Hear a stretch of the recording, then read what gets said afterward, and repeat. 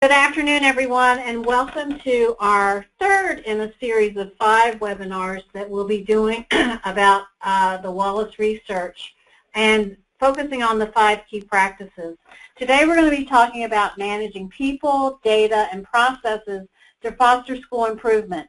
And this is in partnership with the Wallace Foundation and NAESP, who have been working together on putting together this webinar series. So the Wallace Foundation has a publication called The School Principal as Leader, Guiding Schools to Better Teaching and Learning. And so since the year 2000, the Wallace Foundation has published more than 70 reports on leadership.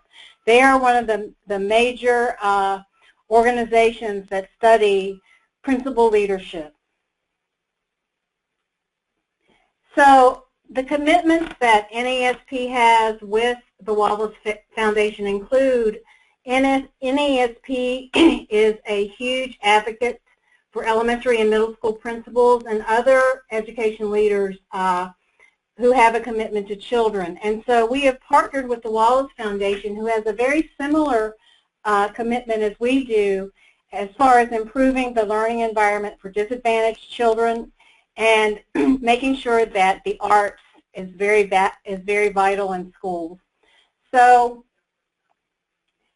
and looking ahead, as I said, since 2000, Wallace has supported states and districts in developing improved leadership models for principals to better their schools. And they have touched 24 states and numerous other urban school districts in this work. Currently, the Wallace Foundation is involved with a project called the Principal Pipeline, and this is a 5-year undertaking that they have in place, helping districts develop larger corps of effective school principals and aspiring leaders. So they're really looking at the succession planning in the district and really preparing those teacher leaders to move into the assistant principalship and principals to move into the principalship. So since 2011, there are 6 school districts that have become participants in this initiative: Charlotte-Mecklenburg, Denver, Gwinnett County in Georgia, Hillsborough County in Florida, New York City, and Prince George's County, Maryland. So the 5 key practices include shaping a vision of academic success for all students, creating a climate hospitable to education, cultivating leadership in others, improving instruction, and today we're going to be talking about managing people, data, and processes to foster school improvement. So here I am. I'm Deborah Tyler. I am the Associate Executive Director for NAESP, and joining me today will be Robin Pinder, who is principal at Homestead Elementary School in the Cumberland County School District in Crossville, Tennessee. And so I want to share a little bit of information about Robin as I introduce her. So Mrs. Robin Pinder holds a bachelor's degree, a master's degree, and an education specialist degree from Tennessee Technological University in Cookeville, Tennessee. She served as teacher, assistant principal, and coach before becoming the principal of Homestead Elementary School in 2007. She has received Model and Master Reading Awards. She's been a coordinator. The school has received various awards that include being the first National Lighthouse School of Excellence. And in addition to the awards bestowed upon the school, Mrs. Pinder has also been a recipient of various awards. So most currently, she's been recognized by NAESP as a National Distinguished Principal of the Year. She has led numerous staff development trainings, mentored new administrators, and presented at multiple conferences throughout the state and the nation. So welcome, Robin. I'm very excited about being here. Thank you, Ms. Tyler. So let's begin by having you talk a little bit about Homestead Elementary. Well, I just feel like that my life is a bit of a fairy tale. This is my 9th year as principal at Homestead. Our building is actually 75 years old. It It was built back in the 30s with President Roosevelt's plan to stimulate the economy by providing work and homes for displaced miners and farmers. So we've just celebrated this past year our 75th anniversary. We began with about 250 homes and families that came to Homestead at that time. This is my 22nd year in education. I have a dream job and I love it. This is definitely my home away from home. The hard work, integrity, and standard of excellence that built Homestead that many years ago still, I believe, exists today.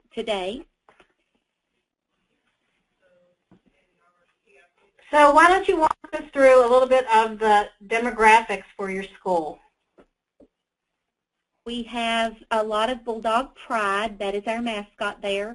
Our student body is 800 plus, beginning at age 3 with a comprehensive development classroom and going through 8th grade. We are one of 4 feeder schools for one of our local high schools. We take every opportunity to brag on our young'uns. Great.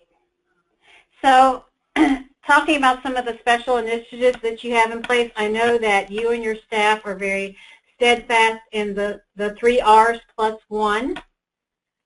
Yes, we are. We used to talk about reading, writing, arithmetic when we were in education, didn't even spell those correctly, and now we have these 3 new R words in Tennessee: relevancy, rigor, and relationships.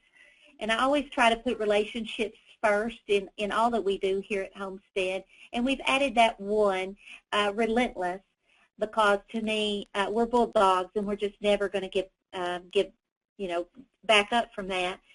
We have added the super hero symbol because I believe that educators everywhere truly are superheroes. At Homestead, we try to emphasize life skills, character development, emotional intelligence, and balance that with meeting those high academic standards and rigor. As we look at data today and think about that, I want to encourage everybody to be reminded that every one of those numbers represents a child's life, and that's really important to me. That's very significant. Thank you. And then here's some continued recipes that you have for success at your school. Basically, this is our formula for success, that we all work together, that we all contribute, that we are called to this work, and that we work really hard to make a difference. We do have strong community involvement as well as a family support, and our students are the best in the country, working very hard. And I would put my teachers up against any. That says a lot. So I know that when we have talked previously, you really feel that the main foundation in your school really sits on the power of your professional learning communities. Absolutely. That team cohesiveness is absolutely critical. Our teachers have many different roles, and they have to encourage our students and guide them and counsel them, and we all try to work together to make a difference for our students and have positive change in our community. And it's our hope that through those professional learning communities that the teacher's job can be more productive and rewarding as we get to know each other and develop a stronger team spirit and a family atmosphere while we're making a difference for our students. Great. So I love this quote that you have here from Albert Einstein, and really talking about teaching versus learning. Yes, when we first introduced PLCs several years ago, we talked about the difference and that transition from the sage on the stage, if you will, in that lecture environment to more of a collaborative learning environment. And it's really not about what you're saying or what you're teaching, it's about what the students are learning.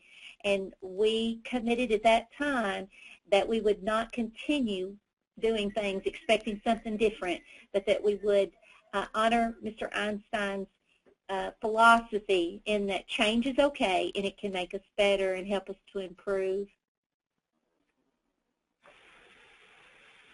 Great. And so I know that a lot of the foundation of your work has centered on the work of Rick DeFore. Yes, ma'am. That was the book, The Leaders of Learning, that we based our PLCs on. We do a lot of different things in our PLCs. We look at data, looking line by line at individual children, their progress, their growth. We do book studies together. We're currently doing the Principles of Oz as a book study. We share strategies in our planning and work toward that together. And we've realized that none of us know what all of us know. And so we have to work together to continue that. And we want this to be a forever kind of initiative, not something that just starts and stops, but that it will remain active and alive as long as Homestead is here. Right, and you know, I mean, schools have been doing the work around professional learning communities for some time, and I think there's been a lot of lessons we've learned with this as educators, and what I find is every professional learning community in a building is different. To me, they each have their own individual DNA, and so when we had talked earlier, you had expressed to me the journey that you took as a leader to really establish the PLCs, and I think it's really important because perhaps we're going to have principals participating in this webinar today who are at different stages in their career, and this is sometimes a very hard mountain for principals to climb. And then even for those principals who have been principals for some time, if they leave their current building and go to a new building, many times it's like starting all over again to establish what works for students and for teachers. So talk to us a little bit about your leadership journey and establishing the professional learning communities in your school.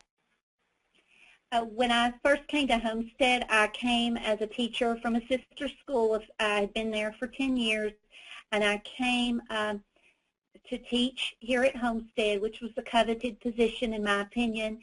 The following year, I became the assistant principal in our building, and then 2 years later, our principal became the director of schools. When I came to this building, I realized what a baby I was, both in years, but also in years of experience. The average years of service at that point was probably 20-something years, and we did not even use email. So we were definitely not in a 21st century environment, and a lot of our educators that had so much vast experience were not eager to embrace this new baby telling them what to do. And it was difficult at first, but after the first year of just observing a lot, even though I had been here, and listening a lot, learning a lot, then the second year when I started to make changes, we had lots of conversations about the need for that.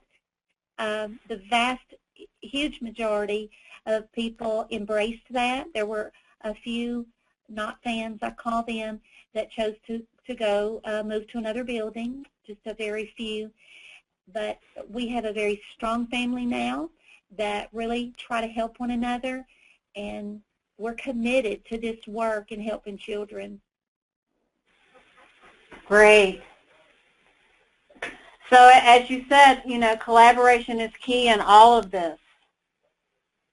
Yes, we also do vertical planning where our teachers go and observe another teacher either above or below them, and we have collaborative teams, and every person serves on some sort of team, either family involvement or as a chairperson, attendance or character, whatever that team is, and everyone contributes to help one another.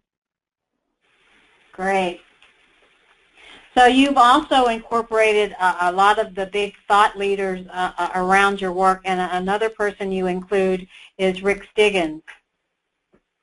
Yes, everything, the decisions that we make at Homestead, we try to make sure that is linked to research and use the best practices. And so many of the researchers that will be cited today are all in agreement of how powerful PLCs can be looking at that data through formative assessments, and the work that we can do to help children as we are working together.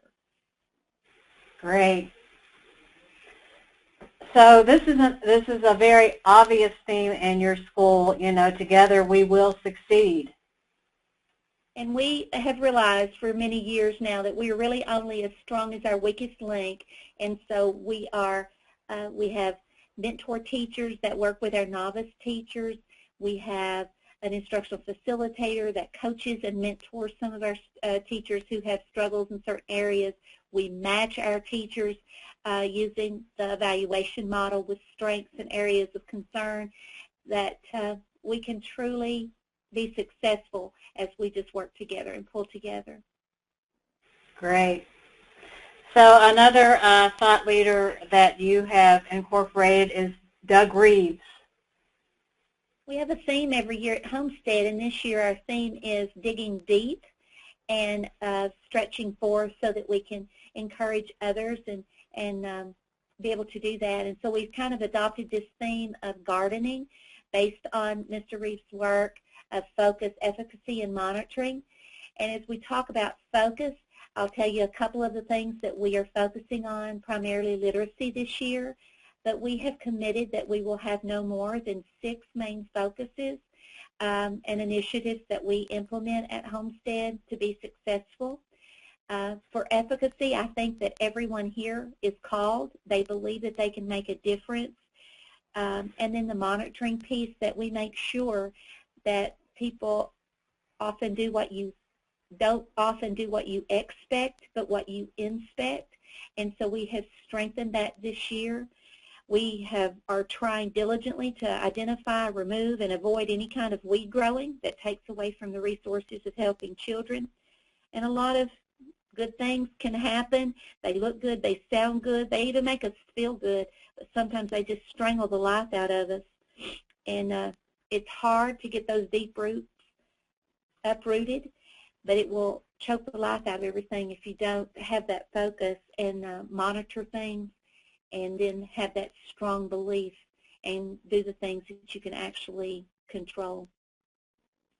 I love what you said about, you know, people don't do what you expect, they do what you inspect, you know, and it goes back to, you know, what doesn't get monitored does not get done, and so I think that's very, very important. But it can sometimes be a very difficult balance with everything that's on a principal's plate. And as we go through this, we'll talk about ways that you've been able to find that balance to really keep the important things in the forefront of what you do each and every day. So as far as weeding the garden, so you planted the garden, and so it demands constant upkeep. So talk to us about some things that you have in place as far as weeding the garden. Well, with the vertical planting, that's one of the things that we do. We also do engagement checks, and we believe that one teacher on her feet is worth 100 per seat. So teachers are expected to be engaged with their students at all times, that they are surrounded with them, that they're facilitating learning. We are adamant about small group differentiated instruction. Later we'll talk about Hattie's research and the importance of feedback. One way that I have strengthened my own personal monitoring this year, I feel like I've always been pretty good at positive feedback, but this year I have also stepped up to do some constructive feedback a little bit more often, perhaps, than in the past. And I have a new assistant principal who has just joined our family this year, and he's still in training mode. He helps a great deal with all of the different aspects of this job. And my focus is to be in the classrooms and to be with children through the day, and that then gives me my second job at night when I'm doing the other principal duties that are required with paperwork and that kind of thing. Very familiar to principals, I'm sure. So you've also incorporated some of the work of Jim Grant and others. Yes, ma'am. We really try to individualize instruction and meet that individual student's needs, with our major focus being on literacy. and helping all of our students succeed. I used to have a sign in my classroom that said, "Welcome to success," and I still believe that all kids can be successful, maybe they're not the same level or in the same area, but when we do our academic rallies, we celebrate improvement, and we have a Bug Award, Bringing Up Grades Award, but we also celebrate character. We recognize students of character every month. We have a Showcase of Talents for students in the arts, and we just try to embrace that whole child so that we can brag on them at every opportunity. Wow, Homestead sounds like a great place to be. So you mentioned that, one of your main focus points this year has been all about literacy. Yes, ma'am.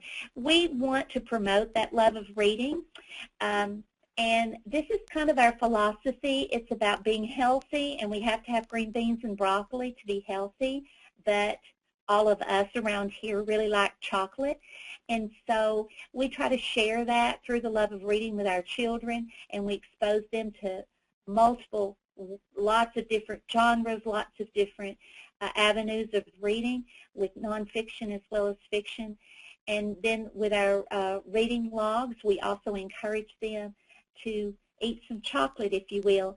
And as a middle school teacher, we had our specific goals in mind, and then all of them would write down chocolate. We read Junie B. Jones sometimes, and we always read The Best Christmas Pageant Ever. Every year that I was a teacher, I still get to go sometimes and read to children, and I really like that. And the data shows that the most important thing to promote reading growth is the average score, and our goal at Homestead is to maintain a 90% average correct on what the kids are reading independently, and that quiz score is 2.5 times more important than the book level and lots more important than points. We try to focus on the quality of what we're reading while we're developing that love of reading, and it's kind of like taking a test. We don't take a test just to take a test.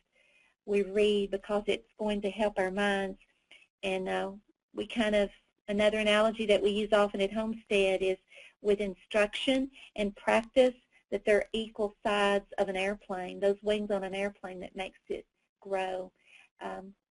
Reading's important at Homestead, and that is our primary focus. Wow. So when we talked earlier, you've talked about how you've really, tried to remove worksheet-driven instruction. Yes, Marcia Tate is one of my favorite presenters and has shared lots of very powerful ways to engage students, and we try to incorporate movement and music and a lot of the ideas that she's given to us to replace those worksheets that are just so rote memorization, and we want all of our kids to be readers. Research tells us that you have to have 10,000 hours of practice to become an expert, and so we want all of our kids to have 10,000 hours of practice. When our little people first learn to read, they come to the office. They get in the treasure box when they read a story to me, and we call their mama and send them a note. We really brag on it because that's a really big deal. Wow. So again, this shows some of your work around literacy in your school. Yes, we do believe that practice is absolutely imperative when we allocate 30 minutes every single day, 30 to 35 minutes of silent reading, independent practice. This is not a break for the teacher. They're doing individual conferences, encouraging students to choose books. They're monitoring their progress. And our goal then is for them to read within their zone of proximal development, maintaining the average percent correct of 90, which research says establishes the greatest growth for students. Great. So again, you pulled in the work of Daniel Coyle. Yes, ma'am. I had the privilege of hearing Daniel Coyle talk about his book, The Talent Code, which is one of New York bestseller, and he talked in there about deep practice requiring energy and passion and commitment. Made me a believer immediately. Love this quote. where he referenced Tom Sawyer saying, does a boy get a chance to whitewash a fence every day? And we talk about home fun around here instead of homework because it's an opportunity. And we always want to have the teachers praising students' effort and their hard work. Somebody said one time that kids are kind of like elephants. We have to put out peanuts for them. And so that's what we do. We put mentors and models in front of our children, and we try to make that salt lick just as salty as possible to keep them engaged. That's fantastic.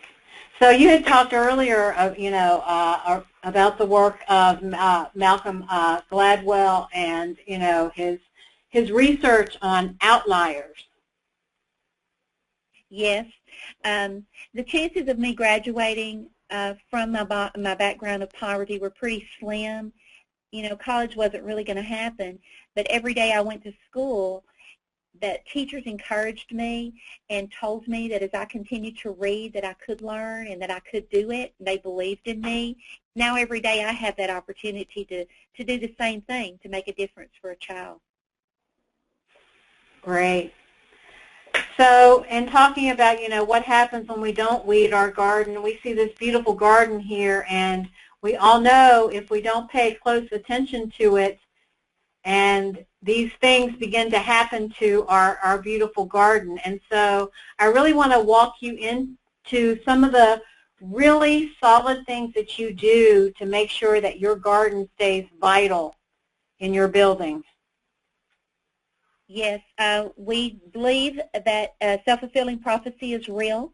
We know what we can control, and we take that very seriously. We do formative assessment. We are diligent about the curriculum that we offer, and I feel like that my teachers are stepping up to be leaders more and more. And then we recognize that some things that we can't control. We can't control that so many of their children live with their grandparents, that some of them are homeless, and there's things that we can't control about legislation, testing, but there are things that we can control, and that's what we try to focus on. Great. I know. I think every day we have a limited but great opportunity to really change children's lives, and in those 6 to 8 hours that we have them, it's so important that we're doing the right work. And I had asked you about, your school is very unique in that it's pre-K through 8, and I had asked you about, knowing this, you have this span in your building, and I asked the question, do you actually have kids that stay with you all the way from pre-K through 8? And you talked about your mobility and the ways that you address that. Yes, ma'am. And we do have a large majority of our students that do stay as Bulldogs for 10 years, and we try to really invest in those families, and they help us a great deal. But when we checked mobility last year, it was close to 30%. We were very alarmed by that. Perhaps that was the year before, because last year then we implemented a program that was a welcome to the Bulldog Family Program. So whenever new students arrive, that there's an administrator, the instructional facilitator, or someone in this building shows them around, helps them to be comfortable with the layout, because our building is made up of little cottages and is quite spread out. We then get them connected to a Bulldog Backers representative. We have a representative in each classroom that meet monthly, and we try to make sure that they have that contact information. And then that person will follow up with a phone call. We will follow up with a note, and then after they're here for at least 1 month to 6 weeks, then we give them a token, a little Bulldog token that says Excellence is Homestead, to solidify that they're now officially part of the family. So we've really tried to reach out to them and pull them into the fold. Great, and I think, one of the things we talked about yesterday, when you talk about mobility, it's not always a matter of, kids leaving and going to another school and you never see them again. And I think one of the key characteristics, especially of children in poverty, they move back and forth a lot. They may be back and forth within your own individual school several times while they're in their school career. And so talk to me a little bit about some things that you've put in place to really communicate with your feeder schools, to really, monitor and make sure that children have the least restrictive transitions as they move back and forth for reasons that are not their own. And unfortunately, we do have students that, when families can't pay the light bill or the rent, that they move. And yesterday we had a meeting with a family that his child had been absent a little bit more than we like, and I had called and asked him to come in and meet with us. And that child had been at a sister school a few years, had come here for a year, had moved back to that other school, and had come back to us, and is struggling a little bit behind. We have also tried to work with other schools within the county to establish a county pacing guide so that we can offer the same curriculum and information to the students as they're making these transitions.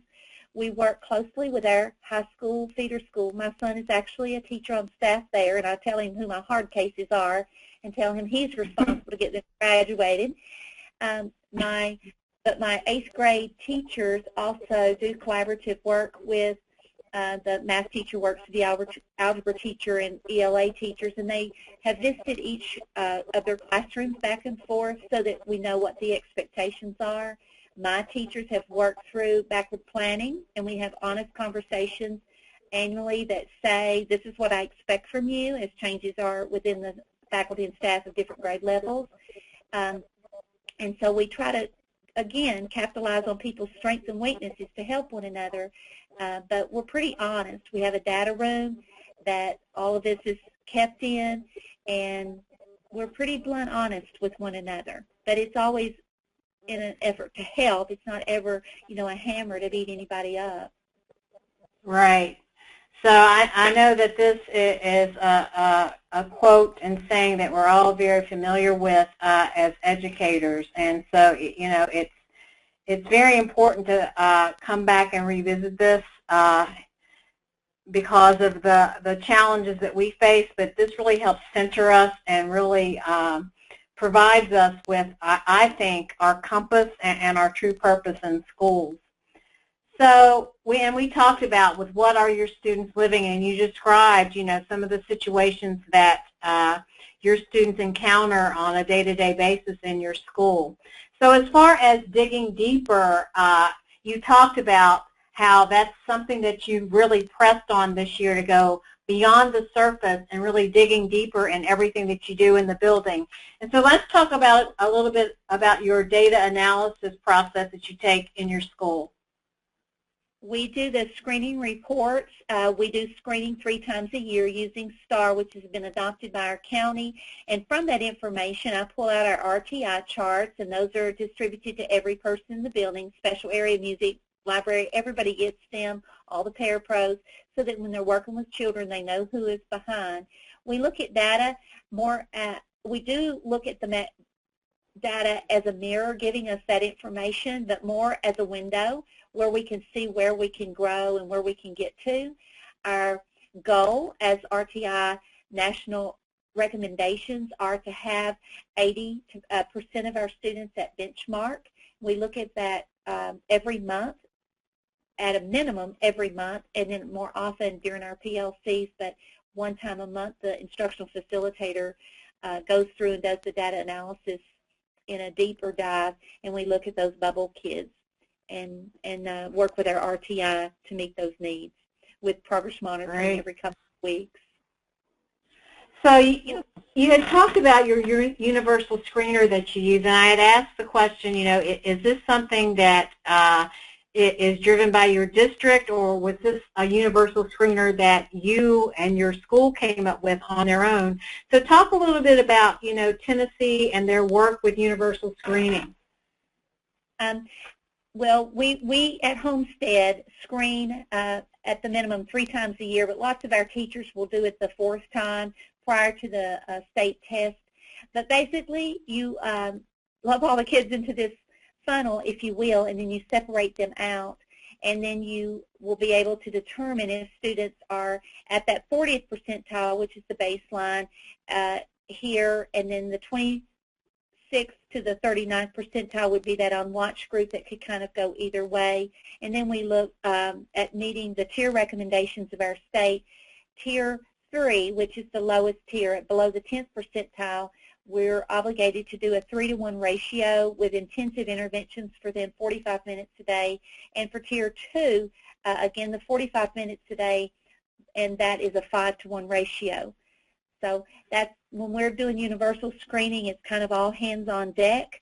Our third grade teachers have assistants, for example, like with our technology teacher and then the RTI and the special ed person. They will all combine, and we do bulldog enrichment, we call it, throughout the day. Wow.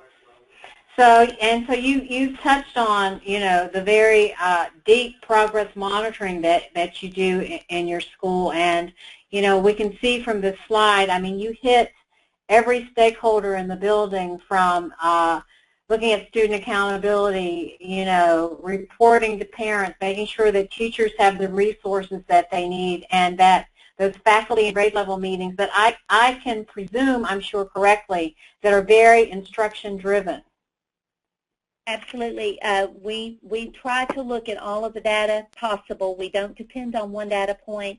We honor that teacher professional judgment as part of that data review. We talk about our goals, and we kind of tease and say, you can be driving 80 miles an hour, but if you're going west, you're never going to get to the Knoxville Mall. And so we need to know where we're headed, and these things help us to get there. Great. So again, touching on the various levels of accountability that you have in your building. And we do we really try to celebrate everything that we possibly can, and that might mean that I take Cokes around and do like a Coke drop-in and celebrate. The kids will remind me if I haven't honored them in a while, and they'll tell me on bus line, and they'll say, do you know how many books I've read? And I'm like, oh, well, I was looking at that, and I'll say, you remind me. They do keep us accountable, too, because they do, we always have a big celebration at the end of the year as part of that accountability, and the kids, this year it is about splashing into learning for them, and so the team has promised them that I'm going to go water skiing.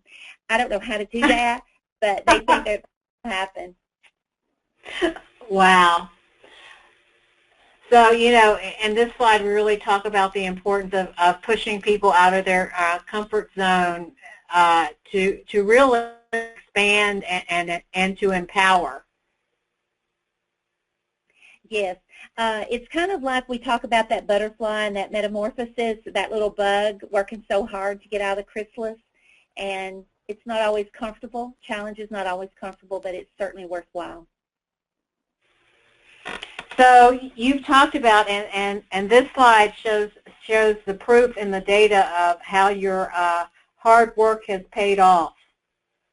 We always look at this data. This is also posted in our lobby, and it's just a conversation. Again, it's not about beating people up, but we talk about that, the picture being that we want it to be wider and higher green, that 40th percentile, we look at this as a house, and that 40th percentile, that black line of benchmark, is really not good enough, because that would be kids crawling around on the floor, and our goal is to have our kids, pushing toward the roof through the attic, not down there locked up in a basement somewhere. So that's what we look at when we look at our STAR data. Great. So this slide reflects what many of us know, as educators, what really good quality instruction is comprised of. And so, really noting, the biggest gain is in that 90% range of teaching others. As you mentioned, being the sage on the stage with that 5% lecturing, I mean, that's all you get is a 5% effect in that. So again, this is very important for, I think, teams to keep in mind as they're planning lessons and really trying to figure out, what is the best mode of delivery of instruction that's really going to have a high impact on kids. So I know that your school does a lot of action planning to back up a lot of the work. So would you talk to us a little bit about the action plans that you have in place? Everything that we do is based on basically a couple of questions. We ask ourselves what is best for this individual student, what is best for our school, and we try to make all decisions based on that. When we establish our school improvement plan goals, we revisit those at faculty meetings during PLCs, and we talk about that ongoing. We do analyze our data from the state every year. We try to get that balance going of instruction and practice.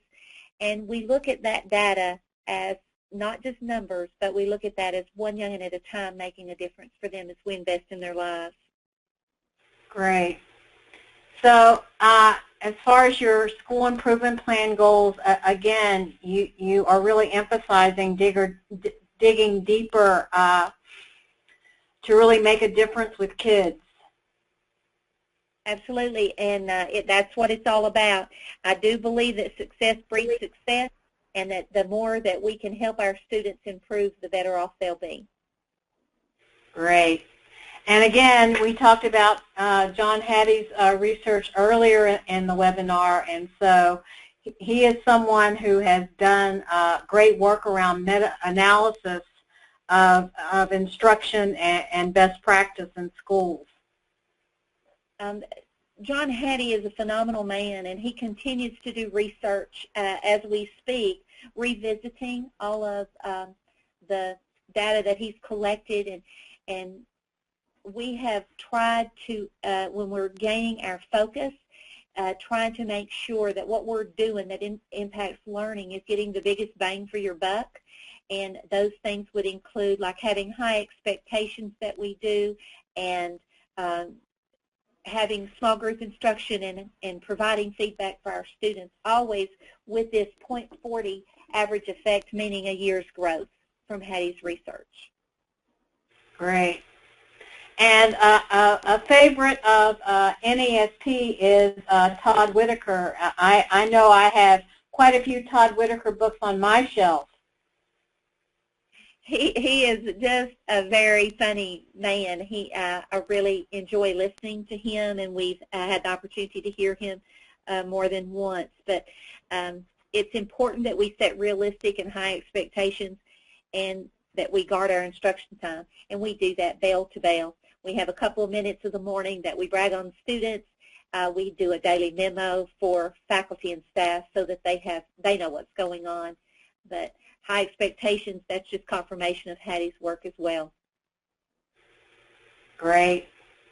So you featured a part of this book, Through the Cracks. Can you talk a little bit to us about this? This is a little allegory about what happens when children fall through the cracks, and that is our goal. We use, the No Child Left Behind has now become the new ESSA, and there's lots of different reasons that kids fall through, but we just want to make sure that we do everything possible to prevent that from happening. And so I guess we do that work like through our collaborative teams and through our PLCs and the work that we do, looking at individual children one at a time. Great. So again, the things that you put in place with making sure that no children fall through the cracks, setting, very high and realistic goals. You build unity through your collaborative teams. It is so obvious that you pay a great deal of attention to the culture in your building, and it seems like you have enlisted all of your major stakeholders within the building and outside the building. But I think the bottom line in this is that you have figured out some really great ways to connect with students. And that would be our priority, is that we want our kids to feel safe here, be willing to take risk, and that goes to that relationship with them. And we do try to embrace the community in helping us to help our children. We meet with our Bulldog backers every month, and there's a representative from every classroom invited, along with community helpers, community businesses, and students are also part of that. And then we work hard so we can party hard. That's always the important piece. So yes. The quantum learning piece. This just goes to the celebration a lot, and we try to incorporate some really fun learning, like with music and movement and things like that, that also backs up what Marcia Tate said. But it's also about that really high return when you're getting positive or constructive feedback. All of it kind of meshes together. Right. So I want you to take some time to talk about this this picture that we have just displayed. My mama went to be with the Lord about 6 years ago. I was born the youngest of 8 children, and my daddy died when I was 18 months old. Mama taught us to work really hard. I think a lot of people can relate to this story of being raised by a single parent and in poverty, and it's important for me to give Mama credit because she was a very strong woman who taught us all how to work hard, to respect other people, to leave every place better than I had found it. I had those teachers who believed in me, but my mama really believed in me. I was the first in my family to graduate college. Probably should have been a statistic, but Mama taught us that success means working hard to try and then put a little oomph behind it. That's Appalachian dialect for hard work.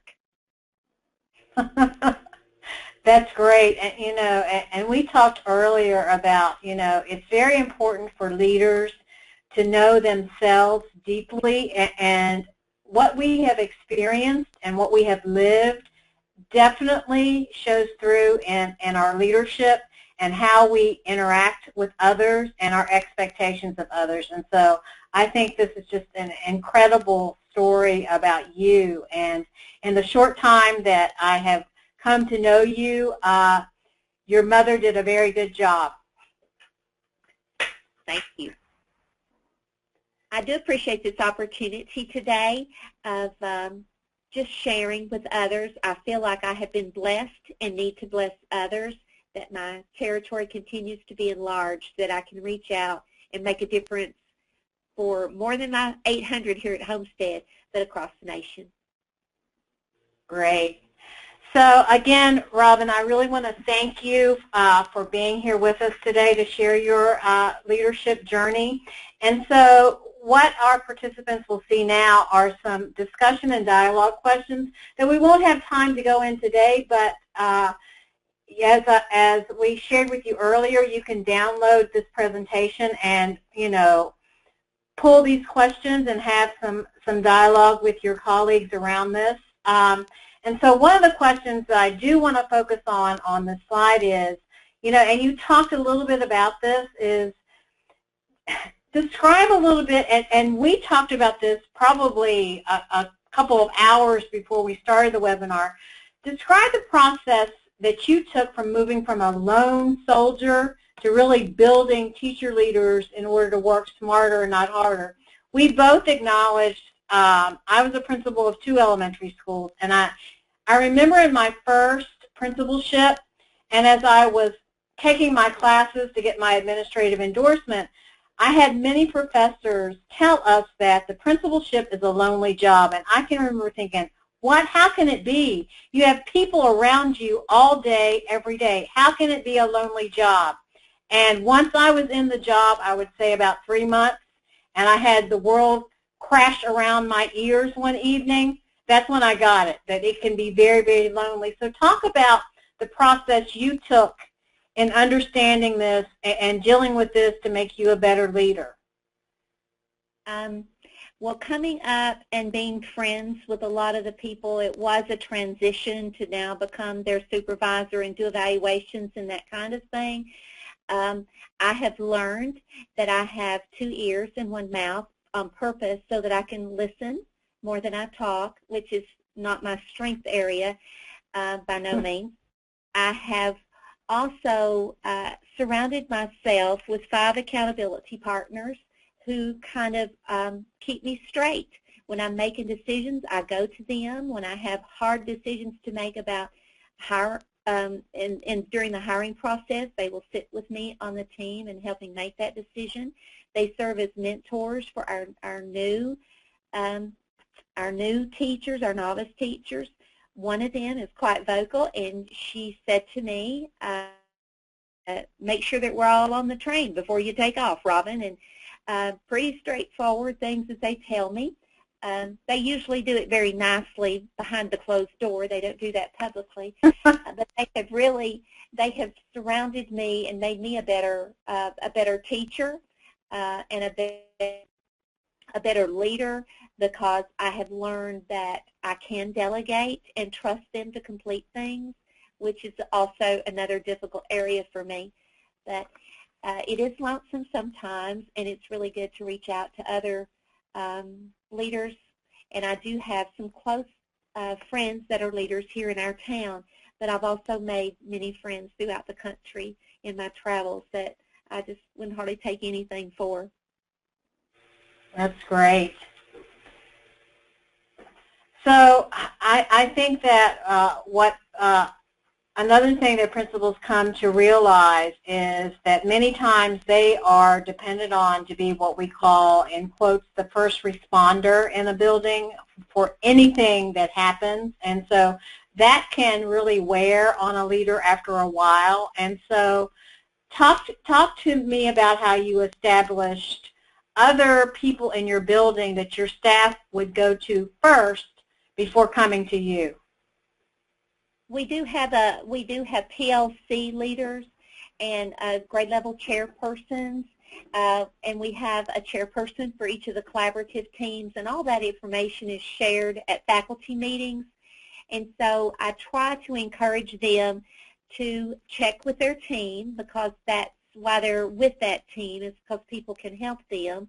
They also can go to their mentor, especially if it's a novice teacher. Mr.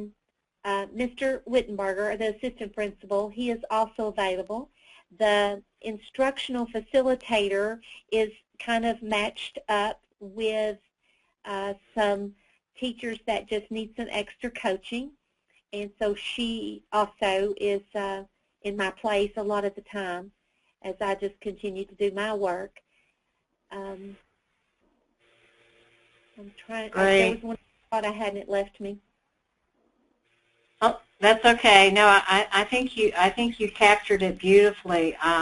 You know, as I said, sometimes that's very difficult, especially for new principals, because they're looked upon as the fixer of all things, and so it's very, very important that first responders are established throughout the building, just to keep that balance in a building and really not burn a principal out. I think that's really true. Yes, absolutely. Oh, please go ahead. I was just going to say that that's really true, and one of those accountability partners came to me early on in my first year and said, Robin, we don't really want you to fix it, we just want you to listen. And that was very wise advice for me, something that I have tried to retain. Right. I just think by nature, the people who go into education, and especially those who aspire to the principalship, to me, they are naturally inclined to be fixers. I've just seen it over and over, time and time again. You know, and as I said, you know, it's very important for a leader to understand themselves. And I know in my own personal family, many times I was turned to as the fixer whenever there was any question around family issues. And so really being able to have that balance so that you can be really successful in your job, which will also help you be very, very responsive in your life as well. So I totally get where you're coming from with that. So For our participants today, here are some additional resources that you can find about the topics that we've talked about today, as well as some other things. I encourage you to visit our NAESP website, as well as the Wallace Foundation organization website. You will find a wealth of information around leadership. And I also want to remind everybody to please save the date of July 6th through 8th and come visit us in National Harbor, Maryland, which is right outside Washington, D.C., for our national conference. You will again hear some of the many things that we've been talking about in these webinars. There is a strand on principal leadership that the Wallace Foundation will be a part of presenting on at this conference, as well as numerous other opportunities. We've really tried to look at the continuum of leadership and the principalship as we plan these sessions at the national conference. I am sure that we will see Robin there. As a matter of fact, she's going to be a presenter for us, and so I really look forward to connecting with her again. And Robin, I would really like to thank you again for participating in this webinar. It has been my pleasure. Thank you so much. It's been great to work with you. Great. Okay, everybody, have a great evening, and thank you again for participating in this webinar.